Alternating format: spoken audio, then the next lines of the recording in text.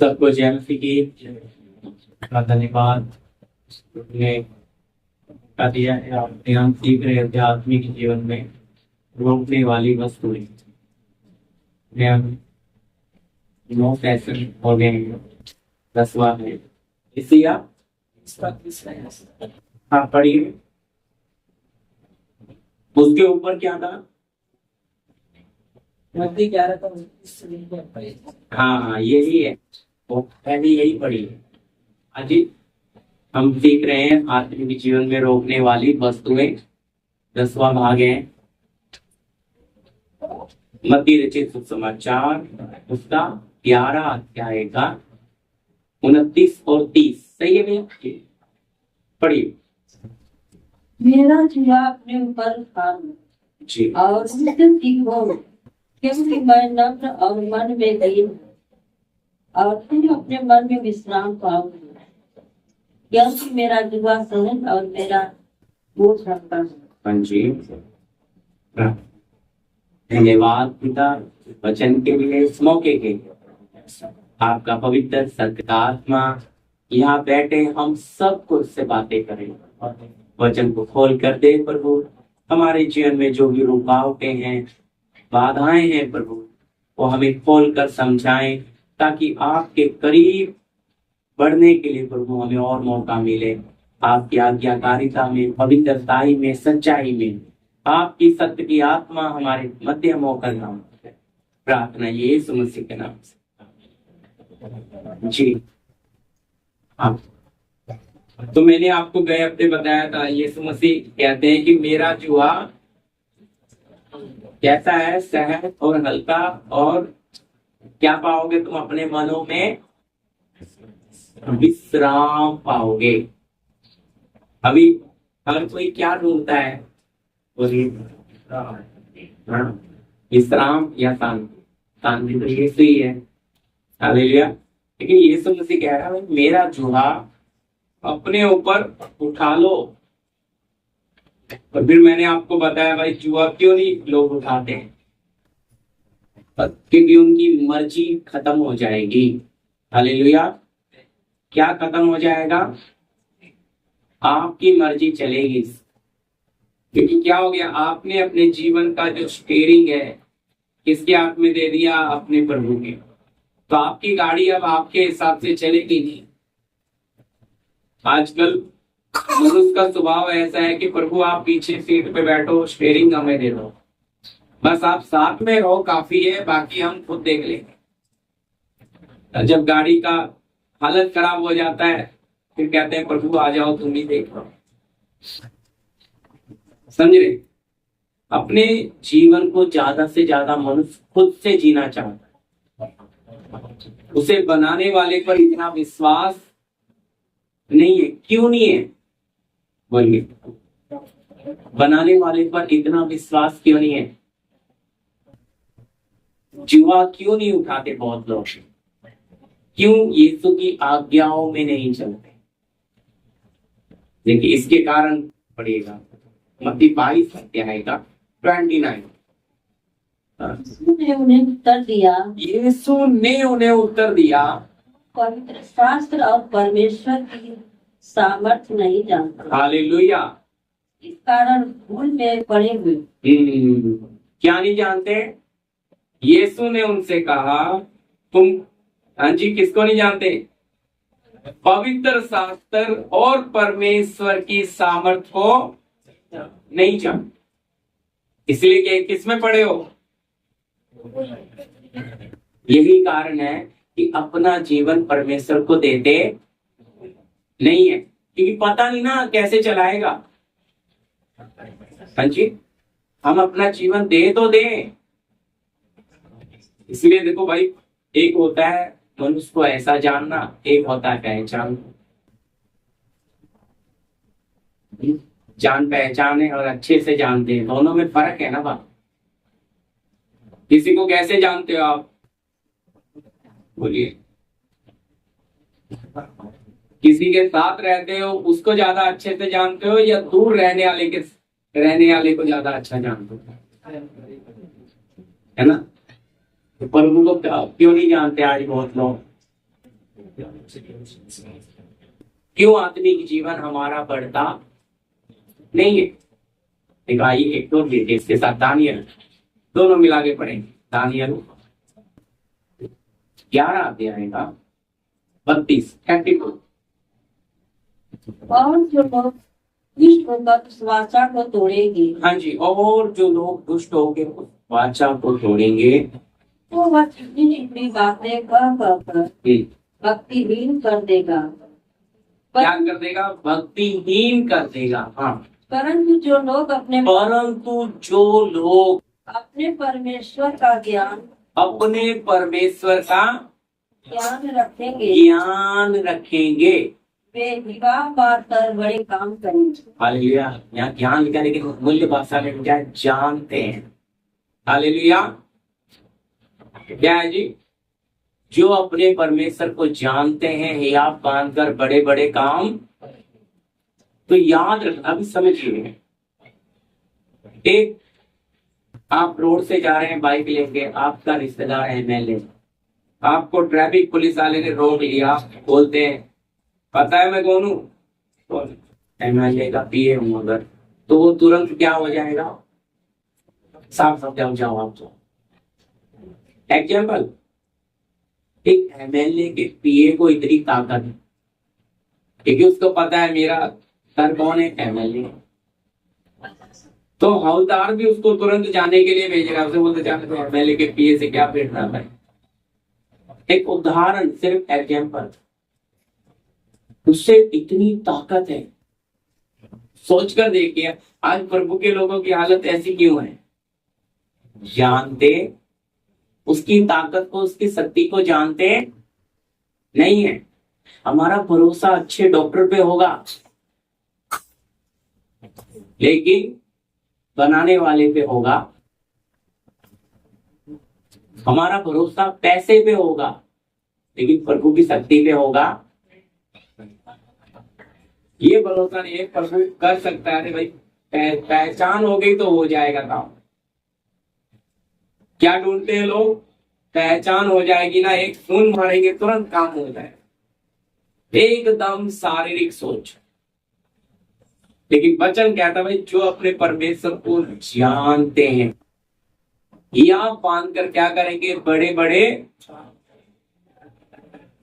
तो आज हम आत्मिक जीवन में क्यों नहीं बढ़ पा रहे? जैसा कि यीशु ने कहा मत्ती 29 में हमने पढ़ा जो 22 का, यीशु ने उन्हें उत्तर दिया, तुम पवित्र शास्त्र और परमेश्वर की सामर्थ्य को नहीं जानते, इसलिए किसमें पड़े हो? इस कारण बड़ी भूल में।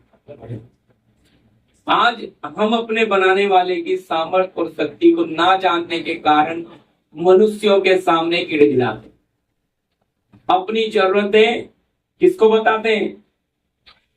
मालूम है? इंसानों के सामने गिड़गिड़ाना है। क्यों गिड़गिड़ाते हैं? बोलिए। अभी आपका काम अच्छा नहीं चल रहा है, किस किस को बताओगे?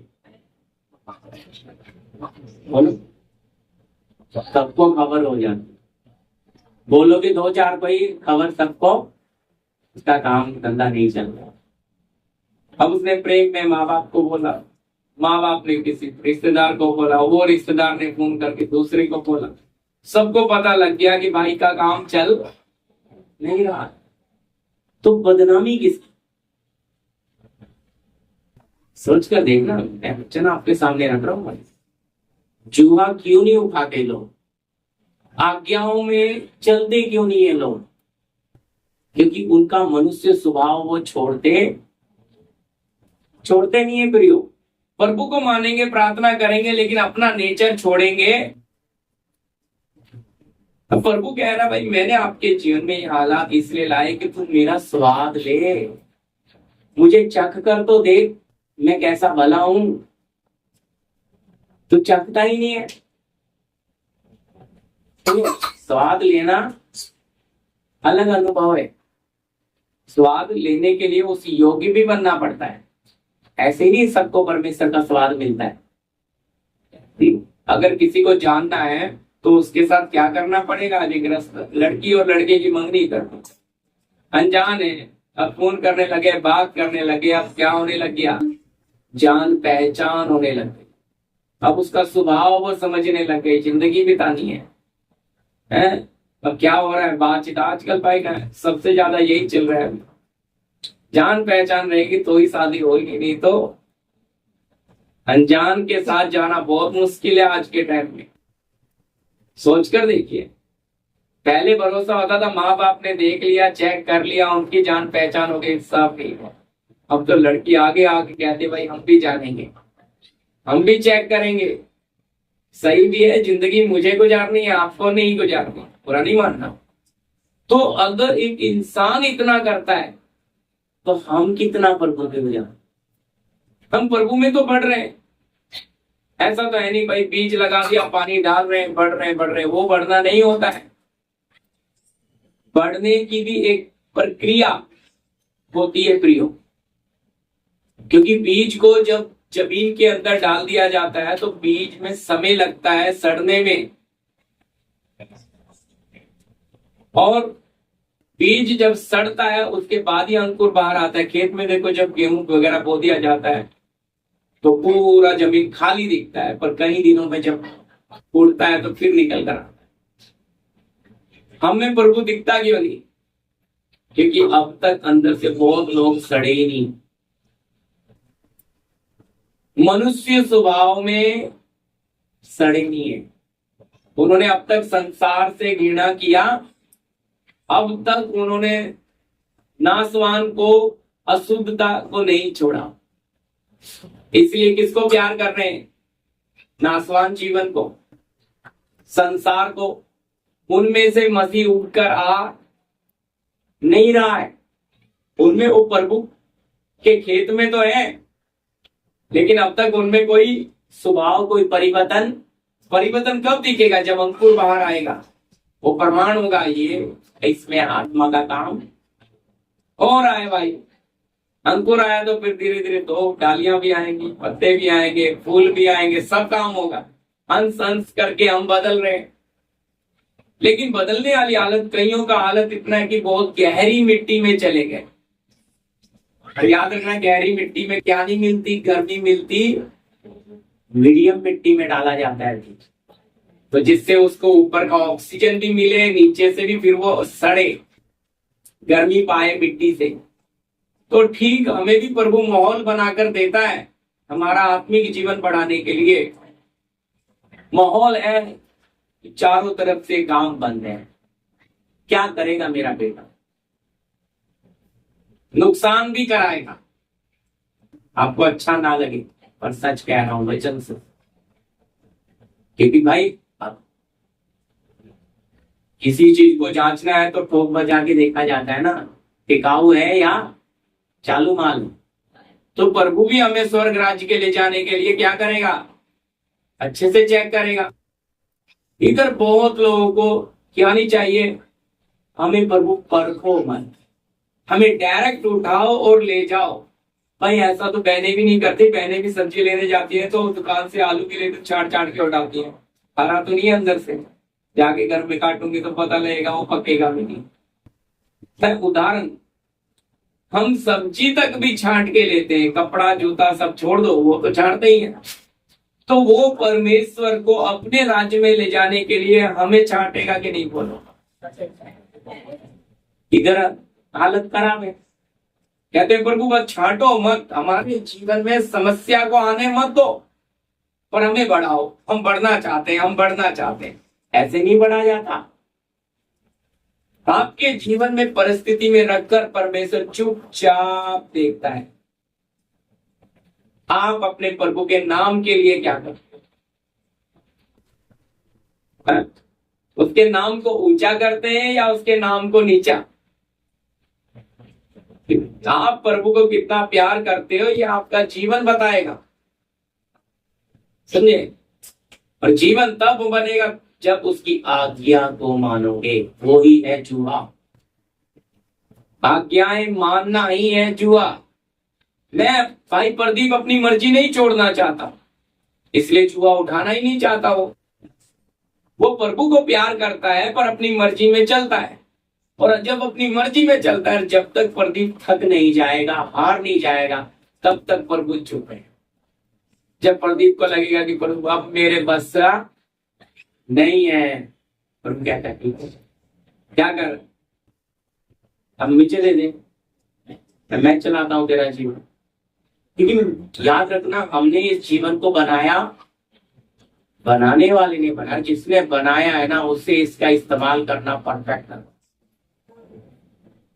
वो जितना अच्छा हमारे जीवन को चलाने की सामर्थ्य रखता है, उतना हमारे पास वो कुव्वत, वो बुद्धि भी नहीं है। वो बुद्धि हमारे पास नहीं है कि हम सबको, पूरे परिवार को, सबको लेकर चल सके। आज तो लोग बचते हैं कि जितना छोटा परिवार रहेगा तो उतना सुखी है। हमने क्या ठेका ले रखा उनका, हम क्या उनके पीछे पड़े हो अपना देखे। पर भाई प्रभु में तो सबको लेकर चलना है। हालेलुया, बड़े छोटे सबको लेकर। प्रभु तो किसी से नफरत करना नहीं सिखाता, प्रभु तो उल्टा पसंद होता है कि देखो अगर ये अपने सारे लोगों में, रिश्तेदारों में इतना वफादार है, तो मेरे राज्य के लिए, मेरे लिए कितना वफादार है। बोलिए। और ये तो अपने क्या अपनी जिम्मेवारी से भाग रहा है। मनुष्य स्वभाव में जिम्मेवारी दी है, उसमें ये निभा नहीं रहा। ये अपना बाप होने का फर्ज नहीं निभा रहा, ये अपने पति होने का फर्ज नहीं निभा रहा, ये बेटा होने का फर्ज नहीं निभा रहा, ये बेटी होने का फर्ज नहीं निभा रही। तो फिर मैं इन्हें अपना आत्मिक काम कैसे दे? समझ आ रही मेरी बात? आपको प्रभु जुआ उठाने का मतलब है हमारे प्रभु यीशु मसीह की शिक्षा। मैंने आपको बताया, तालीम, उसकी आज्ञाओं में बने रहना। हम गीत गाते हैं, तेरी आज्ञा को ना भूलूंगा, है? इस सृष्टि का सृजनारा क्या बन गया हमारे हृदय का? क्या करूंगा? आज्ञाओं को नहीं भूलूंगा, आज्ञाओं में बना रहूंगा। तो बहुत लोगों के लिए इधर दिक्कत है, प्रभु को मानने में कोई दिक्कत नहीं, प्रार्थना करने में कोई दिक्कत नहीं है, चर्च में आने में जाने में कोई दिक्कत नहीं, लेकिन मानने में दिक्कत, आज्ञा मानने में दिक्कत है। समस्या आ गई। सबसे पहले हमारी समस्या कहाँ जानी चाहिए? परमेश्वर के पास। बोलिए बोलिए, किसके पास जानी चाहिए? घर के मुखिया को ना, अपनी हम सबसे पहली बात घर के सदस्य। और अगर हम बाहर वाले को जाके बताएं और बाहर वाले से घर वाले को पता लगेगा तो कितनी बदनामी की बात है। यानी कि घर वालों को वो तुच्छ समझ रहे मेरी बात। अगर घर के परिवार वालों की बातें बाहर वालों से सुनने मिल रही है तो पूछेगा, अरे यार हम इतने गए गुजरे, हमें भी एक बार बता देते ये तकलीफ है। सच है कि नहीं? बोलो, दर्द कितना ज्यादा होता है बाहर वाले से सुन के। तो क्या हमारे प्रभु को नहीं होता है? नहीं, उसको कहाँ होता है, उसकी कहाँ बदनामी होती। हम अपने घर की बात अगर बाहर चली जाए तो हमारा एकदम खून उबल आता है, आग बुगले हो जाते हैं कि ऐसा कैसे हुआ। घर में बात, घर की बात घर में रहनी चाहिए, पर हमारे जीवन में आई हुई बातों को हम दूसरों के सामने सलाह मांगते हैं। पर पौलुस लिखता है कुरिन्थी में, तुम्हारा आपस में झगड़े होते हैं और वो भी न्याय कौन करते हैं? बाहर वाले।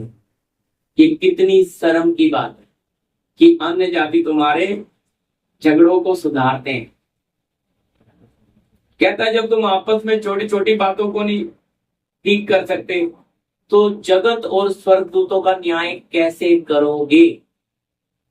कहता मैं तुम्हें इतनी ऊंची पदवी देना चाहता हूं, मैं तुम्हें इतने ऊंचे स्थान पे ले जाना चाह रहा हूं, लेकिन तुम तो इधर ही फैल हो, इधर ही क्या हो ना। क्यों? इधर प्रभु अन्याय नहीं ना सहेंगे। बाहर वाला बोले सह लेंगे, घर वाले का कैसे सुन के लेंगे? समझ रहे? आज ये हालत, अंदर प्रभु है। इसलिए भाई वचन कहता है चेक कर लेना है भी कि नहीं, क्योंकि आपके पास क्या नहीं है? सहनशीलता नहीं है, सहनशीलता नहीं। फिर उन बातों के कारण आप क्या रहते हैं, और ज्यादा मलिनता। मैं ये कहता हूँ, वचन कहता है हर बात के लिए धन्यवाद करो। तो कोई एक बलिदान मांग रहा है प्रभु हमसे, कौन सा बलिदान? धन्यवाद रूपी बलिदान। सुख में सब दे सकते हैं, दुख में दे सकते हो क्या? तकलीफ में दे सकते हो क्या? हैं? आपका अच्छा हो गया, thank you brother, thanks brother, thank you बहन, धन्यवाद बहन। आपका साथ गलत हो रहा है तब धन्यवाद दोगे क्या? बहुत कठिन है प्रियो, बहुत कठिन। बोलना आसान है, तब मालूम है कि समस्या आई किसके कारण। पहले तो उसे खोज कर निकालेंगे आप, ये चुगली की किसने, फिर 4 जगह फोन घुमाएंगे, पता करेंगे, रिश्ता पे पता लगेगा, फिर उसके हालत खराब,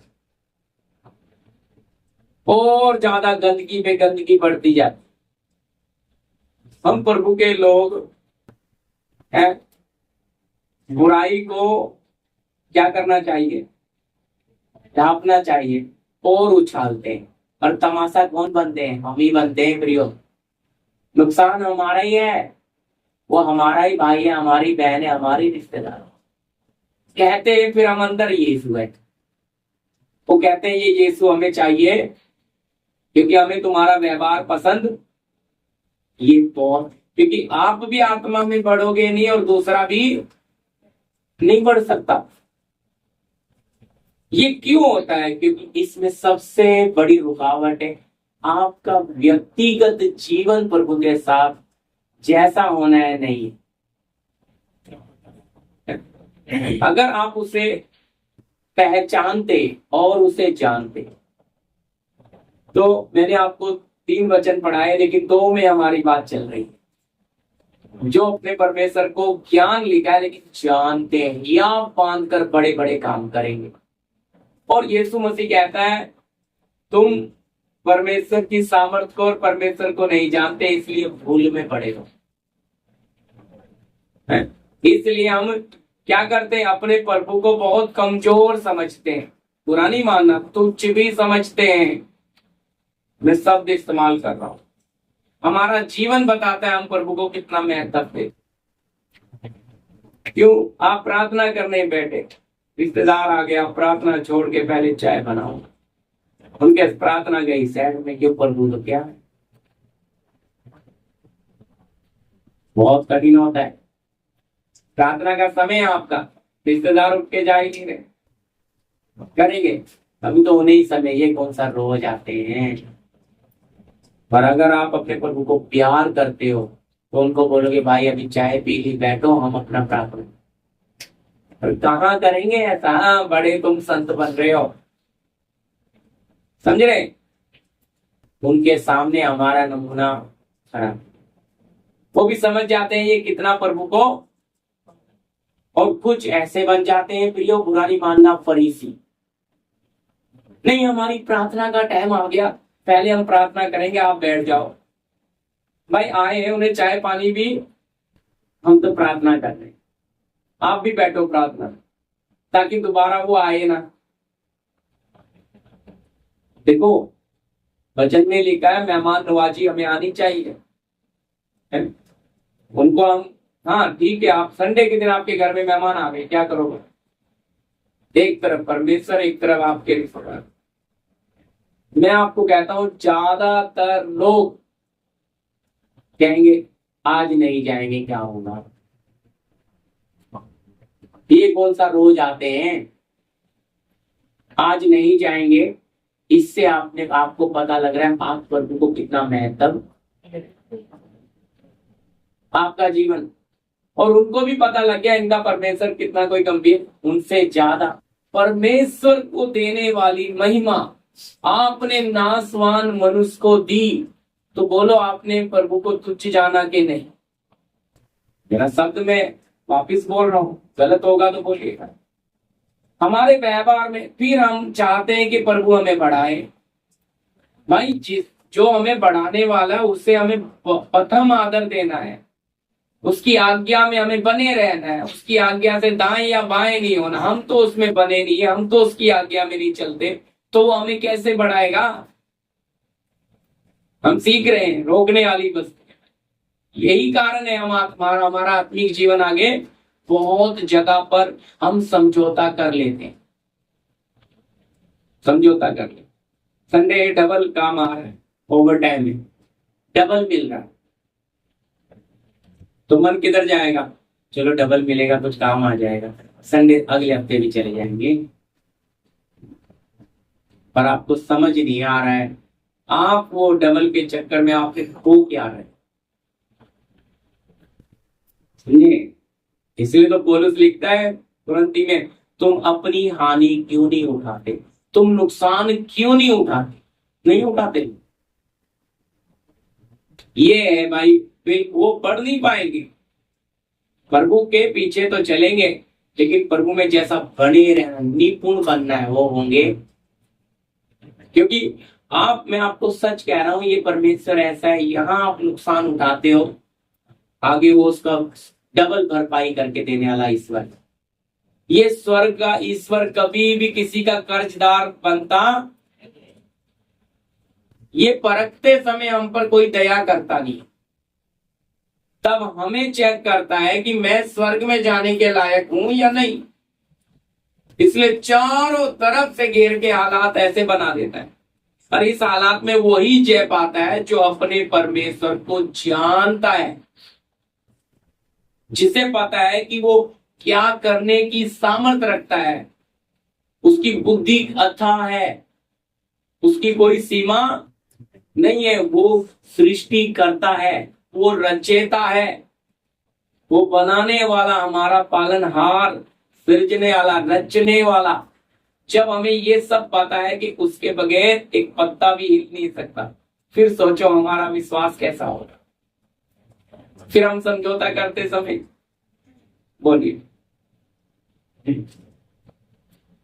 भाई, प्रार्थना का समय,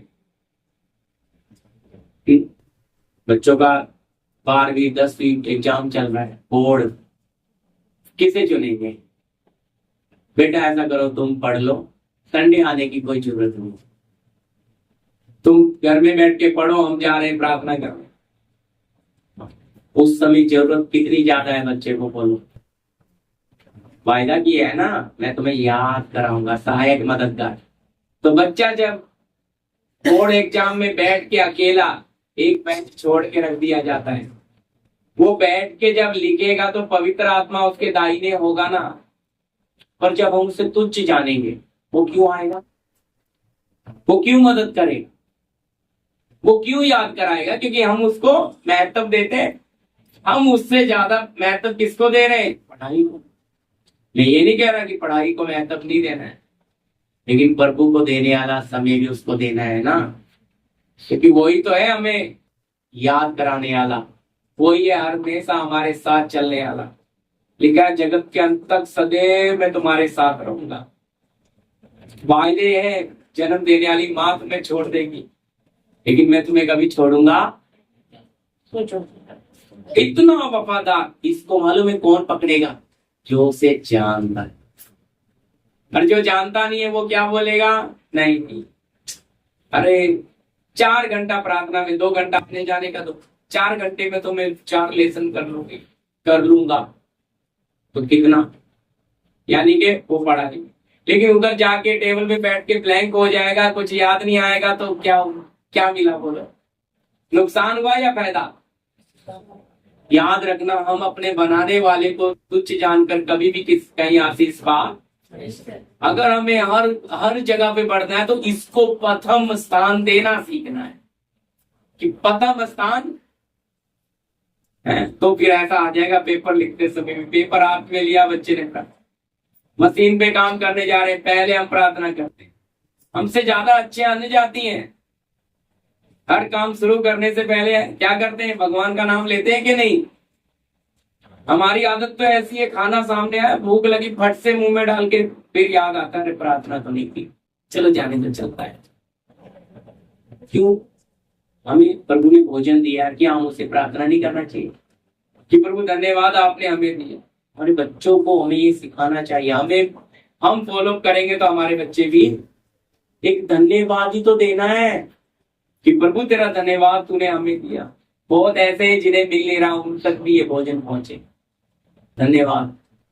और हमारी हालत का हमारे पास तो समय नहीं, फिर खाने के बाद याद आ रही प्रार्थना नहीं। इसका मतलब आप अपने प्रभु को कितना हल्का जानते हो। बोलिए। अब कहेंगे हर वचन कहता है भाई हर बात के लिए धन्यवाद दो, है?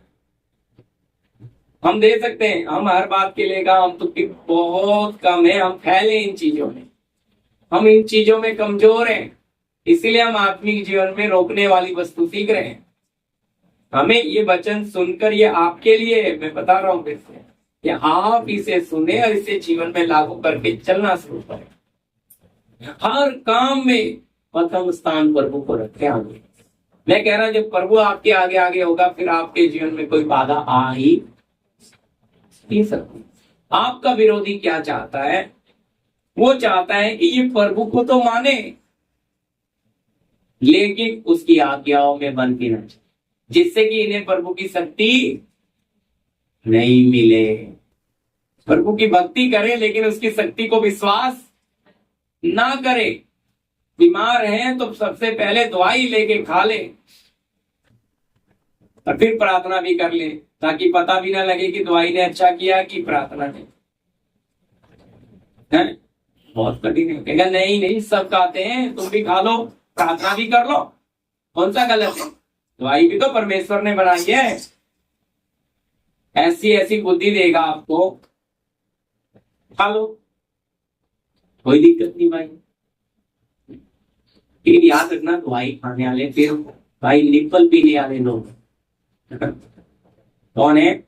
बच्चे निप्पल पीते हैं ना छोटा, वो आत्मा में बच्चे हैं। इनको हम ये नहीं कहते कि प्रभु के ही लोग हैं, लेकिन वो अपने परमेश्वर को पहचाने नहीं है, पहचान में नहीं आए, इसलिए वो किसी को भी अभी पापा ही बोलते हैं। देखते ना, दूध पीने वाला निप्पल बच्चा किसको, किसी को भी ले लेगा, मामा ले ले, चाचा ले ले, पापा पापा पापा, उसको और कुछ उसको सब अपने पापा ही, उसको पहचान नहीं है। ये कंडीशन है लोगों की, बुरा नहीं मानना आप लोग, लेकिन क्या है, कुछ बातें समझाने के लिए कड़वी बोलनी। भाई प्रार्थना कर रहे हैं, लेकिन उपस्थिति के लिए भूख नहीं है हमारे। हम रीति रिवाज करने के लिए रेडी हैं।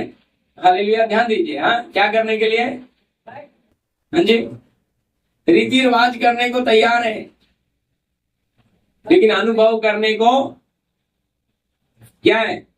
मेरी तरफ देखिए भैया, इधर ऊपर देखिए, इधर ध्यान दीजिए मैं क्या बोल रहा हूं।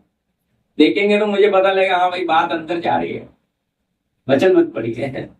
हालेलुया। रीति रिवाज करना, संडे प्रार्थना में चले गए, पीना छोड़, आज तो संडे गए प्रार्थना, लेकिन उपस्थिति मिली क्या? सवाल भी। आप घर में प्रार्थना करके खुश हो गए, मैंने प्रार्थना कर ली, लेकिन क्या आपको प्रभु की उपस्थिति मिली? क्या भूख है आपके अंदर? क्या प्यास है आत्मिक? जब तक उपस्थिति नहीं मिलेगी, मैं नहीं उठूंगा। जब तक पवित्र आत्मा मुझे छुए ना, मैं क्या नहीं करूंगी। हम तो ये देखते घड़ी में कब आधा घंटा हो जाए, प्रार्थना खत्म करें चले। प्रभु आए ना आए, हमने तो कर दिया, समझ रहे? प्रभु तू सुन या ना सुन, ये ले हमने प्रार्थना करके फेंक दी, हमें उससे कोई मतलब नहीं। इसको बोलते हैं रीति रिवाज। प्रभु का हमारा रीति रिवाज चाहिए, इसलिए क्या बोला इस्राएलियों को, तुम चुना फिरी हुई कब्र के समान हो। ये सब रीति रिवाज करने वाले थे, रीति रिवाज कर में ही फंस गए। ये क्या नहीं कर पाए? विश्वास नहीं कर पाए, इसलिए लिखा है ठोकर के पत्थर पे ठोकर खाई। क्या करते थे? रीति रिवाज। आज बहुत सेवकों ने प्रभु के लोगों को रीति रिवाज में फिक्स कर दिया। प्रभु भोज लेना जरूरी है, बपतिस्मा लेना जरूरी है, अपना दान दो और अपनी मनमर्जी जियो, स्वर्ग चले जाओगे। रीति रिवाज में इतने पक्के हैं, लेकिन अनुभव और वो अपने परमेश्वर को जानते। मैं सच कह रहा हूं, अगर जानते तो उनका जीवन बताता। मैं आपको बता रहा हूं, मैंने बोला एक हौलदार ने एमएलए के पीए को रोक लिया। वो जैसे ही बोला जानता तू मैं कौन हूं, एमएलए का पीए हूं। हौलदार का चेहरा उतर गया। और इसे दलेरी कैसे बोलने की आई, पता है ना कौन है एरिया का? समझ आ रही मेरी बात? इसको इतनी दलेरी है, पर हमें दलेरी नहीं है, क्योंकि हम जानते ही नहीं ना।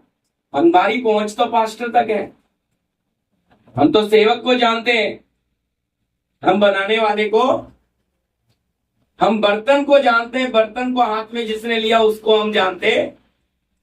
इसलिए लिखा बड़ा काम क्यों नहीं कर पाते, क्यों हमें हियाव नहीं होता, क्यों हमें दलेरी नहीं आती, क्यों हम समस्याओं पे हंसते नहीं कि ये समस्या तो मेरा क्या कर सकती है, बीमारी तो क्या, हंसते क्यों नहीं? हंसेंगे तो तुरंत उसकी शक्ति खत्म। उसे पता है ये अपने परमेश्वर को जानती है, जानता है, मैं इसका कुछ बिगाड़ नहीं सकती, इसलिए ये मेरे ऊपर हंस रहा है। समझे? इसलिए अवतार ने रोका तो एमएलए का पीए हंस रहा है। क्या हो गया? जानता है मैं कौन हूं। उसको कोई डर नहीं आया। पर हमें तो भाई थोड़ी छोटी भी समस्या आ जाए तो हमें घबराहट आ जाता, बोलते हम यीशु मसीह के बेटे बेटियां हैं। ऐसे थोड़ी बढ़ा जाता है उसको, जब तक आपका आत्मा का उसकी आत्मा से क्या ना हो, मेल ना हो।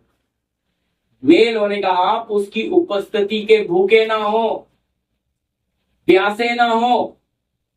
आप खाना आपका बराबर पेट मांगता है ना, तीनों टाइम सो के उठे, सुबह नाश्ता चाहिए, नहीं भी तो चाय तो चाहिए, सुस्ती उतरेगी नहीं, माफ कीजिए उतरेगी नहीं जब तक, चाहिए कि नहीं बोलो? कि खाना दोपहरे नहीं भी तो पेट बोलता है ना अंदर से, भूख लग रही ना जोर से, कुछ भी मिले। क्यों? पर आत्मिक भूख, आत्मिक प्यास है आपको? बोलिए। वो तो 4 दिन बिना मिले चल जाती है गाड़ी, क्योंकि उसको कोई फर्क पड़ता उसको। मैं आपको बता रहा, इस बाहर वाले शरीर को आप अच्छा खिलाते पिलाते, लेकिन अंदर वाले भीतरी मनुष्य को, उसको तो हफ्ता भी भूखा रख लोगे, कोई चिंता, आपको कोई फर्क भी नहीं पड़ता है।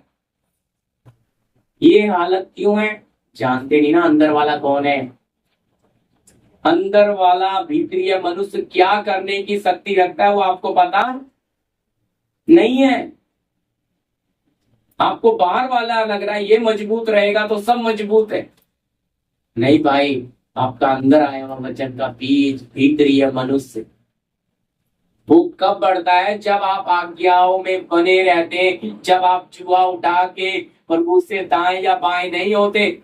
मैंने एशिया पढ़ाया था, उसमें आपको बताया था कि तुम्हारे उपदेशक तुमसे चाहे प्रभु तुम्हें दुख की रोटी और विपत्ति का जल दे।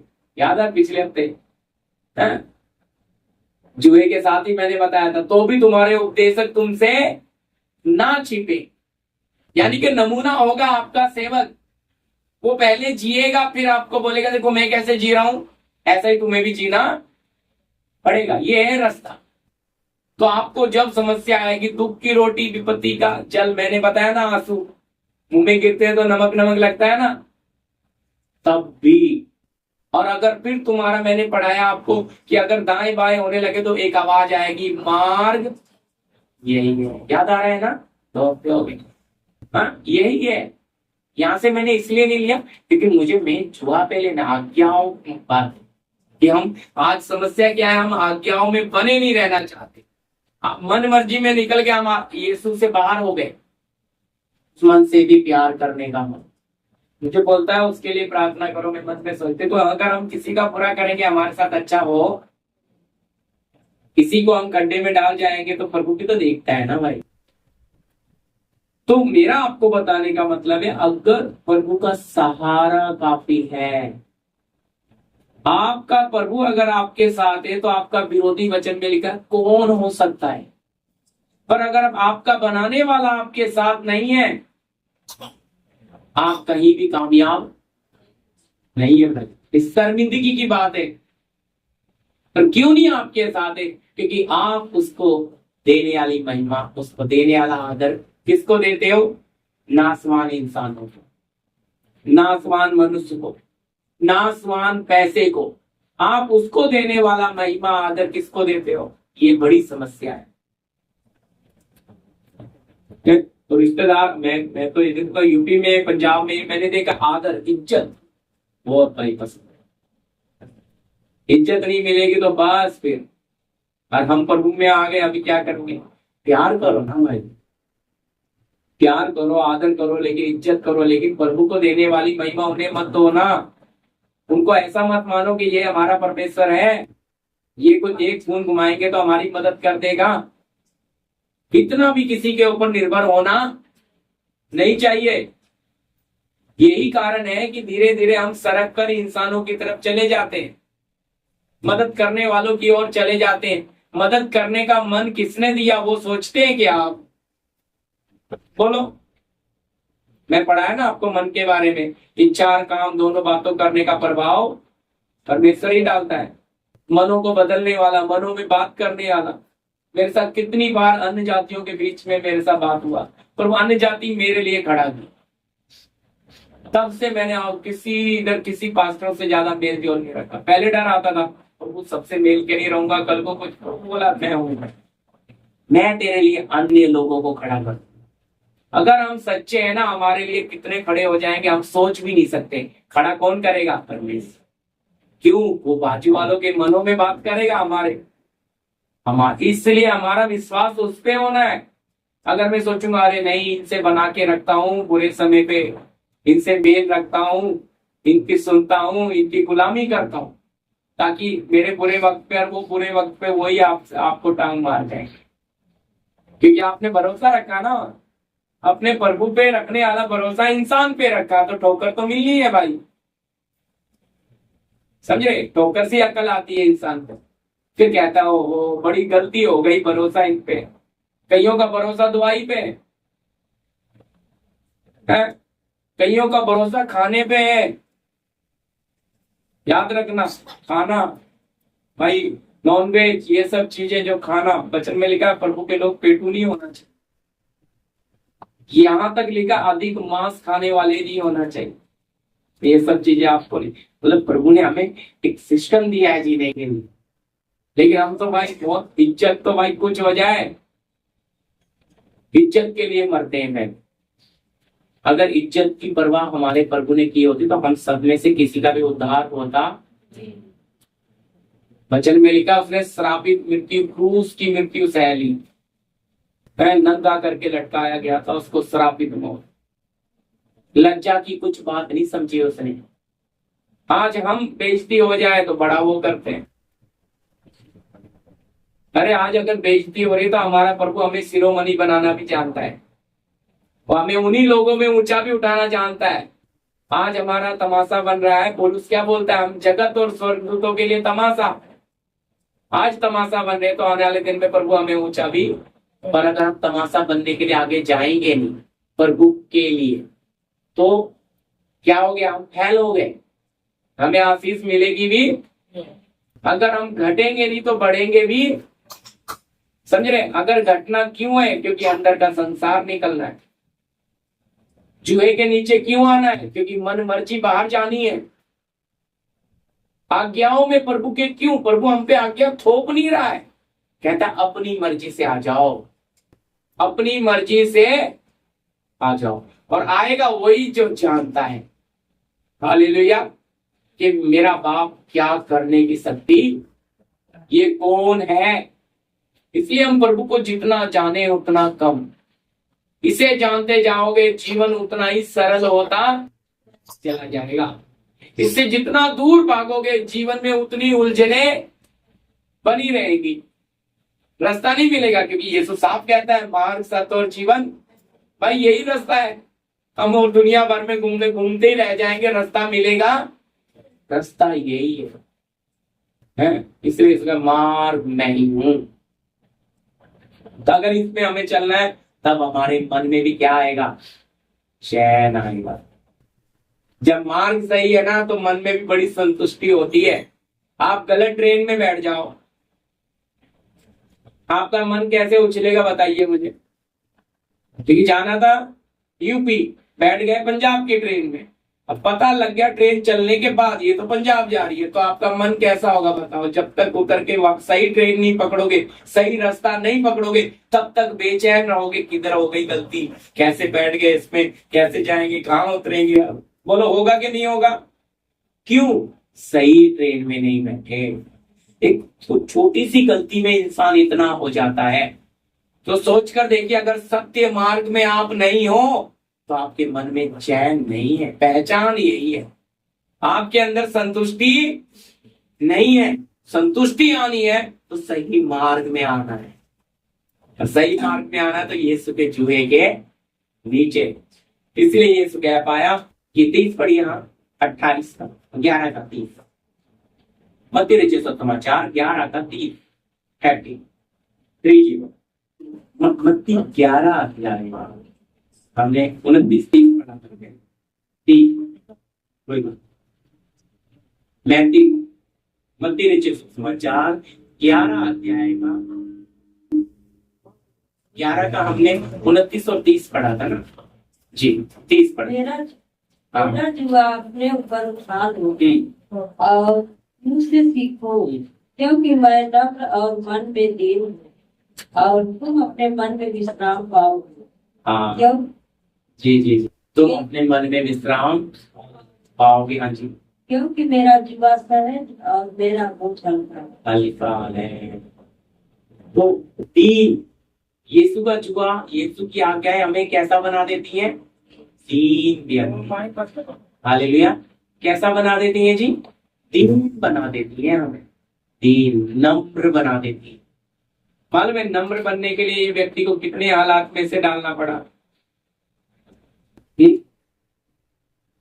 बोलिए, नम्र बनाने के लिए इंसान को कितने हालात में से निकालना पड़ता है? बताइए, कुछ तो बोलिए। हालेलुया। नम्र बनाने के लिए प्रभु कहाँ कहाँ डालता है?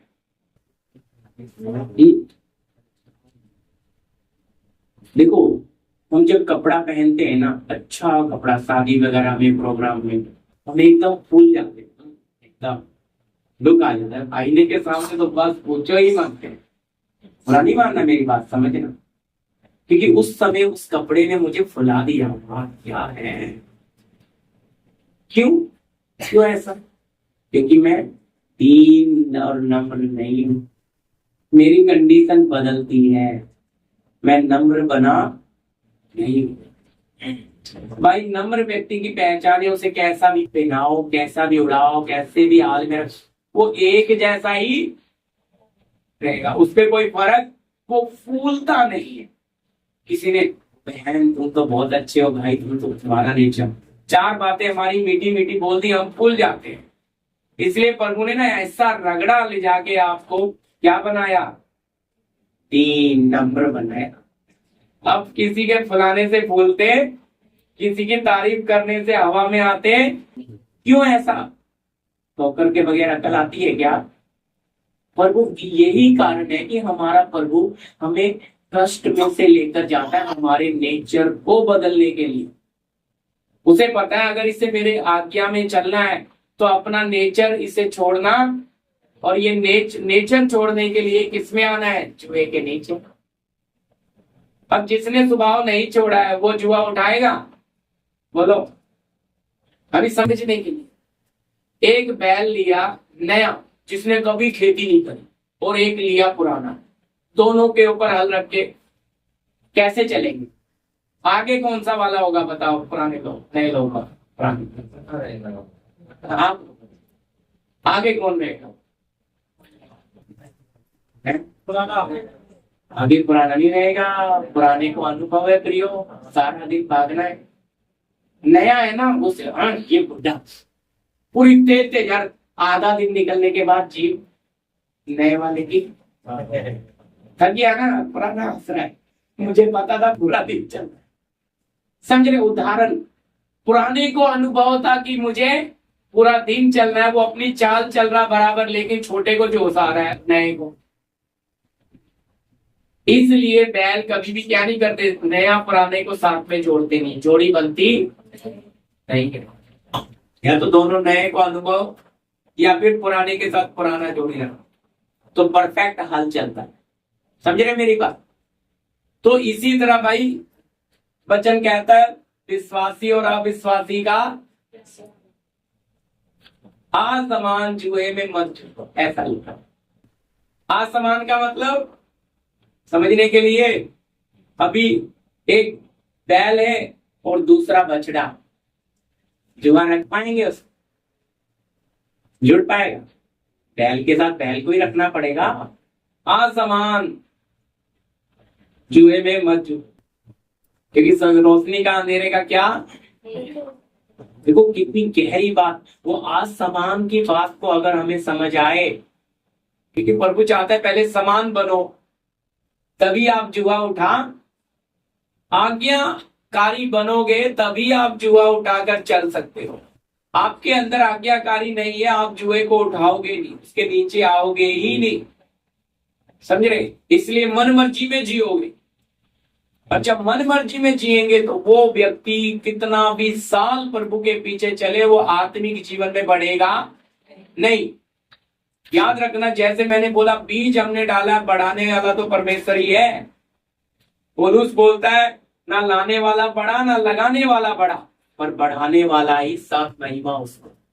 मतलब अगर कोई प्रभु में किसी को लेके आता है वो भी बड़ा नहीं है, किसी ने उसको बोया वो भी बड़ा नहीं है, कहता है बड़ा तो सिर्फ बढ़ाने वाला है। समझ आ रही है मेरी बात? पौलुस ने सारी महिमा किसको दे दी? परमेश्वर को है। वो कुछ लोग ऐसा बोले थे तो अपोलुस का है, ये पौलुस का है। पौलुस कहता है अपोलुस कौन और पौलुस कौन? बोलता है भाई पौलुस ने लगाया, अपोलुस ने काटा, पानी डाला, पर बढ़ाया परमेश्वर। महिमा किसको मिलेगी? बढ़ाने वाले को। तो ना तो लाने वाला कुछ है ना लगाने वाला कुछ है, बढ़ाने वाले को ही महिमा मिली है। समझ रहे? ये भी बात आपके दिल में रहना है। हमें बढ़ा कौन रहा है? कोई सेवक नहीं है जो आपको बढ़ा देगा, परमेश्वर है। सेवक तो पानी डाल रहा है, समझ रहे? वो पानी डाल रहा है, प्रार्थना कर रहा है, उसका काम खेत में बीज बो दिया, पानी डाल रहा है, उगाएगा कौन? बोलो, बढ़ाएगा कौन? फल कौन देगा?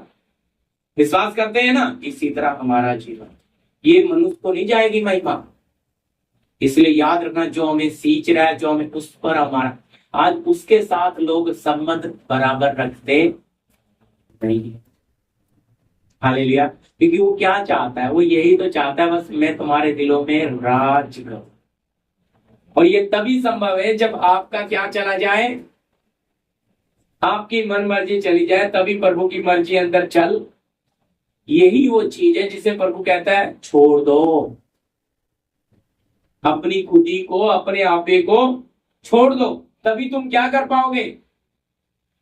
मैं खत्म हो गई ना, आपका बढ़ना, क्रोध आपका आत्मा में बढ़ना तेजी हो जाए। मैं जल्दी इंसान से जाती नहीं है। इसलिए मैंने बोला ये नम्रता ऐसे नहीं आती, नम्र ऐसे नहीं बनाता प्रभु। भाई आपको कैसे कैसे सांचे में डालता है ना, आपकी आदत तक को नम्र, आपका सोचना नम्रता में, आपका नजरिया नम्रता में, सारी चीजें बदलनी है। तो बोलो अलग अलग समय पे डालेगा ना, या एक ही समय पे डाल के बनाएगा? अलग अलग ना। आंख को ठीक करना है तो आंख को अलग लेगा, कान को ठीक करना तो कान को अलग लेगा अनुभव में है, जबान ठीक करनी है तो उसको भी अलग। तो हमारे लिए जो कुछ भी होता है वो फायदा है। और हम क्या सोचते हैं, नहीं ये तो शैतान है। शैतान क्या कर रहा है? बनाने वाला मेरा प्रभु। तो बनाने वाले को ही हमने क्या देना है? महिमा देनी है आत्मिक जीवन में, तभी हम बढ़ेंगे। तो एक चीज आज आप अच्छी तरह अपने जीवन में मजबूती से बांधें कि हम प्रभु के साथ का संबंध के लिए क्या बनेंगे। तब क्या बोलते हैं 45 में भजन संहिता में, जैसे हिरनी जल के लिए हाँफती है, हे परमेश्वर मैं तेरे लिए कैसे हाँफना समझते हैं? जीभ बाहर निकाल के हाँफा जाता है। मतलब कितना प्यासा है बता रहा है हमारे अंदर। हमारे में थोड़ी भी प्यास होगी ना तो हम उसे पाने के लिए लग जाए। तो प्रार्थना करना हमने अगर है, आत्मिक जीवन में अगर हमने बढ़ना है, तो सबसे पहले हमें रोकने वाली बातों को हमने हटाना। हमारे इन बातों को परमेश्वर आके हटाएगा। तो रोकने वाली बातें कौन सी हैं? रोजाना के जीवन की है। तब आपको खुद एक समय प्रभु के साथ समय बनाना है। मैं इतना बैठूंगी, मैं मेरे शरीर के लिए खाना खाती हूँ, मैं खाता हूँ तो मैं इतना बैठूंगा। समझ रहे? जैसे मैं शरीर को खाना दे रहा हूं, मैं अपने आत्मिक जीवन को भी खाना दूंगी। ये आपका समर्पण होगा।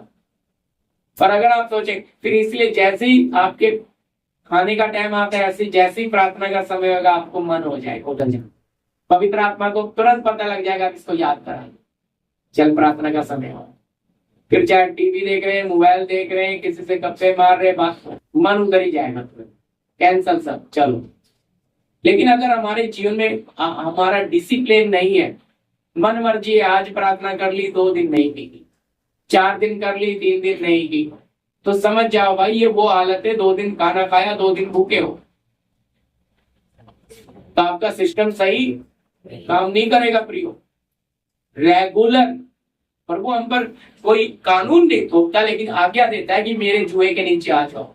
मेरी आज्ञा, मेरी वचन में, मेरी मर्जी में, मेरी आत्मा के होकर अधीन चले। ठीक है, इसमें कोई सवाल है आपका?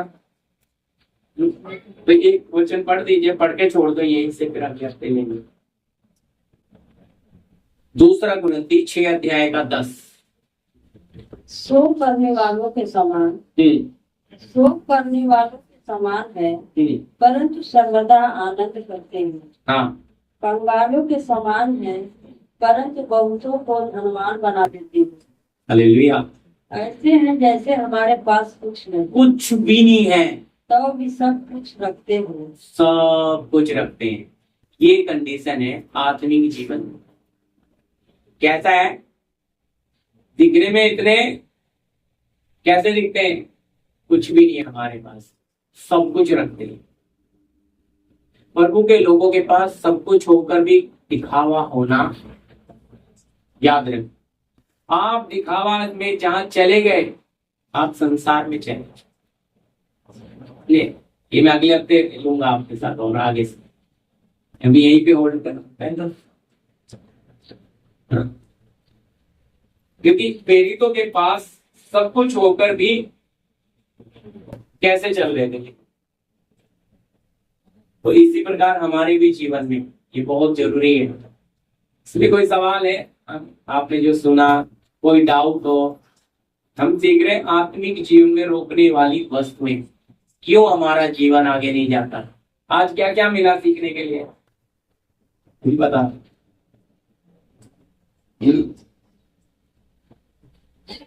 कुछ तो समझे होंगे, क्या मिला सीखने, क्यों नहीं आत्मिक जीवन बढ़ता? तो मैं सवाल करूं, है जी? हाँ, प्रभु को पूरी महिमा नहीं दे पाते, उसका समय, और मेन चीज उसकी आज्ञाओं के चूहे को अपने ऊपर लेते। और कौन सी बात? हाँ जी, डिसिप्लिन। हाँ, डिसिप्लिन। प्रार्थना में एक हमारा समय बनाना, कोई हमें बोलना नहीं कि बेटा प्रार्थना में आओ, बेटी प्रार्थना करो, हमें खुद होना है। वो उसको देखो, प्यास लगी तो पानी उठा के इंसान खुद पीता है ना। छोटा बच्चा भी हो, प्यास लगी तो तुरंत वो मटके के पास पहुंच जाएगा, जहां पानी होगा उधर जाके वो क्या करेगा। तो इसी तरह प्रार्थना की भी यही बात है भाई। प्रार्थना, अगर आपके अंदर आत्मिक प्यास है तो आप प्रार्थना करने खुद आ जाओ। बच्चों के हम संडे स्कूल में पढ़ाने का मतलब वो बच्चे खुद कहे माँ बाप को, चलो प्रार्थना करें। ठीक है, प्रार्थना अभी हमसे याद रखना, कुछ पूछूंगा इसी में से।